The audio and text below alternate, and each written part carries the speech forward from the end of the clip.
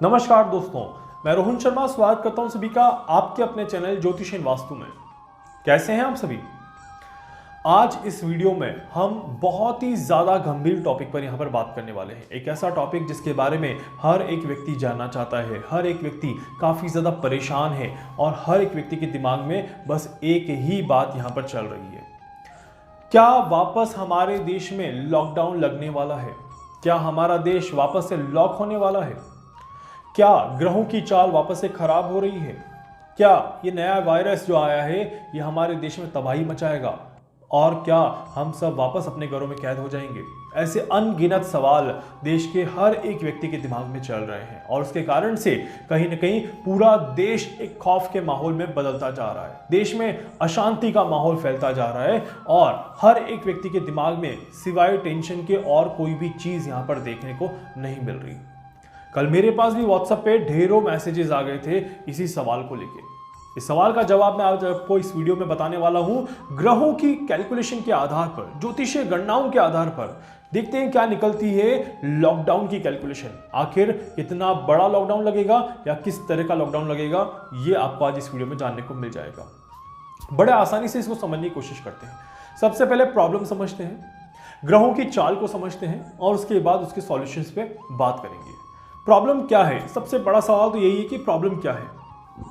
Omicron virus या corona virus का Omicron mutant, ये एक सबसे बड़ी प्रॉब्लम बनता जा रहा है। ओमिक्रॉन के ऊपर मैंने 2 वीडियो ऑलरेडी बनाए हैं।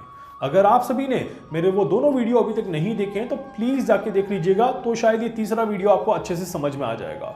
दोनों वीडियो में मैंने एक में बताया है ओमिक्रॉन और डेल्टा वायरस में से कौन सा सबसे ज्यादा खतरनाक है और किसके प्रभाव ज्यादा रहेंगे, और दूसरा मैंने बताया है कि भारत में ओमिक्रॉन की दस्तक हो चुकी है। क्या भारत में ओमिक्रॉन तबाही मचा पाएगा? आई बटन पे क्लिक करिए, दोनों वीडियो देखिए, उसके बाद इस वीडियो को वापस देखिएगा तो शायद ज्यादा अच्छे से सारी कैलकुलेशन समझ में आएगी। ओमिक्रॉन के बारे में मैंने ऑलरेडी बहुत कुछ बता दिया है कि कैलकुलेशंस के आधार पर ओमिक्रॉन का जो अस्तित्व है वो उतना ज़्यादा प्रभावी नहीं है। ओमिक्रॉन उतना ज़्यादा मजबूत स्टेबल पोजीशन पर नहीं बैठा है, ना ही ओमिक्रॉन का बेस इतना स्ट्रांग है। So that's why Omicron is not going to harm us more in this world और इन दिस कंट्री ऑल्सो। तो फिर प्रॉब्लम कहाँ और कैसे हो सकती है? देखिए, अब वायरस को समझते हैं। मैंने पहले जैसे भी कहा था कि ये वायरस जो है it is not a deadly virus.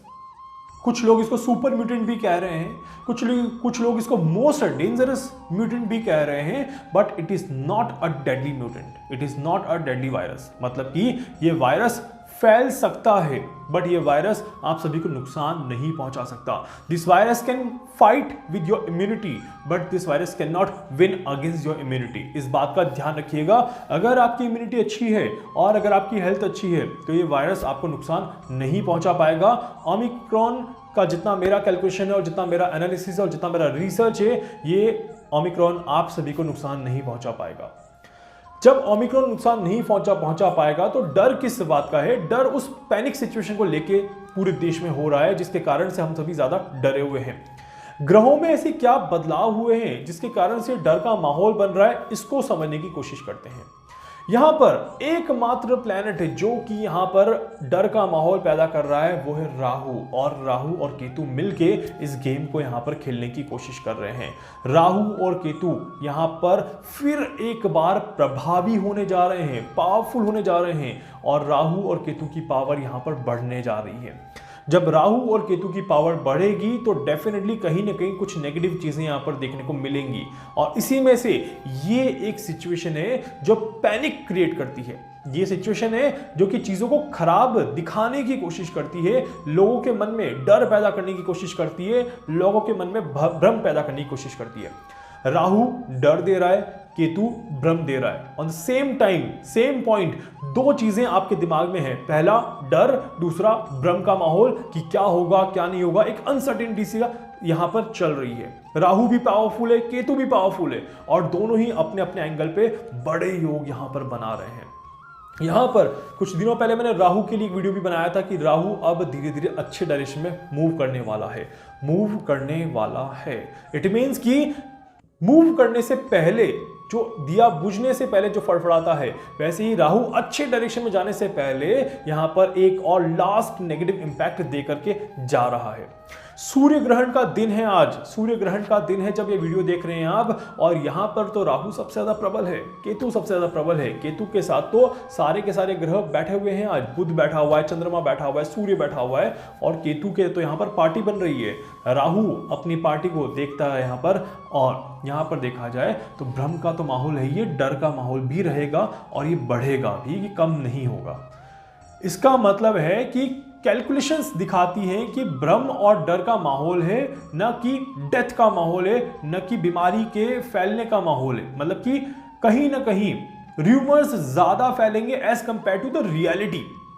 इस बात को समझने की कोशिश करिएगा, रियलिटी इतनी सी होगी तो र्यूमर्स इतने सारे होंगे, ये बात ध्यान रखिएगा। तो इसीलिए इस बात को आपको जानने की और समझने की कोशिश करनी चाहिए।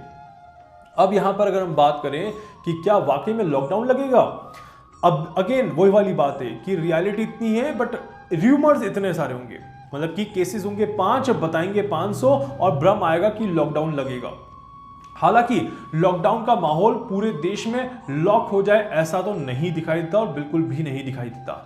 मतलब कि पूरे देश में संपूर्ण लॉकडाउन लग जाए, इसकी तो कोई भी कैलकुलेशन यहां पर नहीं दिखाई देती। हालांकि राहु केतु थोड़े दिनों में फिर प्रबल होंगे, काल सर्प योग बनेगा और वो भी अलग डायरेक्शन में जाएगा, पर उसके प्रभाव थोड़े से अलग होंगे।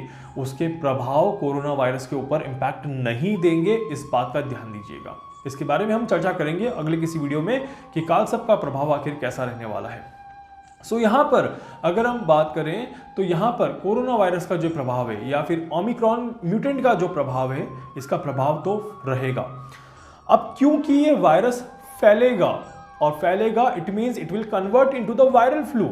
वायरल फ्लू के बारे में हम ऑलरेडी बात कर चुके हैं और ये वायरस जो है वो वायरल फ्लू में फैलता हुआ यहां पर नजर आएगा। और इट मींस कि ये एक तरह से वायरल फीवर कहीं ना कहीं देगा या फ्लू में कन्वर्ट होके जो मौसमी बीमारियों की तरह से ये आप सभी को होता हुआ नजर आएगा। अब क्योंकि फ्लू होगा तो डेफिनेटली यहां पर मरीजों की संख्या बढ़ सकती है, बट उससे पैनिक होने की जरूरत नहीं है। चीजें यहां पर अच्छे लेवल पे चलती जाएंगी और लॉकडाउन जैसी सिचुएशन यहां पर नगण्य नहीं के बराबर रहेगी। मतलब कि अगर लॉकडाउन लगता है तो कुछ स्टेट्स में ही लगेगा। जैसे कि कर्नाटक में केसेस आए तो कर्नाटक में कंटेनमेंट जोन बना दिया जाएगा और कर्नाटक में केसेस को कहीं ना कहीं कंट्रोल करने की कोशिश की जाएगी। साउथ क्योंकि अभी तक भी अनस्टेबल पोल बना हुआ है यहाँ पे, वर्ल्ड लेवल पे देखा जाए और इंडिया लेवल पे भी देखा जाए तो नॉर्थ और साउथ पोल में नॉर्थ पोल अभी भी एक्टिव है बट साउथ पोल अभी भी डाउन ट्रेंड पर चल रहा है। इसीलिए साउथ में प्रॉब्लम्स थोड़ी सी ज्यादा रहेंगी और इस कारण से क्योंकि बारिश है, मौसम खराब है, बहुत ज्यादा चीजें एक्टिव नहीं है वहां पे, प्लैनेट सपोर्ट नहीं कर रहे, इसीलिए वायरल फीवर या फिर फ्लू के कन्वर्ट होने के चांसेस या फैलने के चांसेस वहां पर ज्यादा ही रहेंगे, कम नहीं रहेंगे। इसी कारण से वहां पर सिचुएशन जो है वो थोड़ी सी अप डाउन हो सकती है। तो केरल, कर्नाटका, तमिलनाडु, आंध्र प्रदेश, बैंगलोर की तरफ अगर हम देखें तो सिचुएशंस थोड़ी सी अप डाउन हो सकती है, बट बहुत ज्यादा क्रिटिकल सिचुएशन नहीं रहेगी और बहुत ज्यादा खराब सिचुएशन नहीं रहेगी।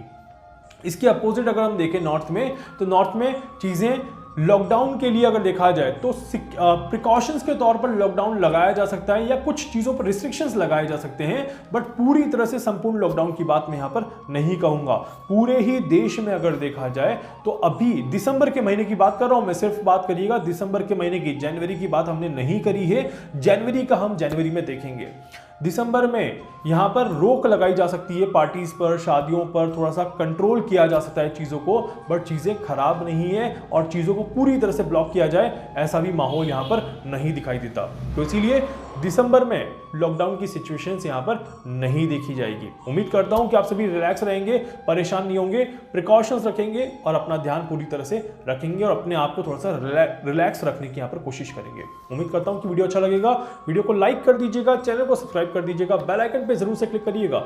इसके अलावा अगर कुछ पूछना चाहते हैं, कुछ जानना चाहते हैं, अपने बारे में कुछ समझना चाहते हैं, आप मुझसे संपर्क कर सकते हैं। मैं पूरी कोशिश करूंगा आप सभी की हर संभव मदद यहां पर कर सकूं। धन्यवाद।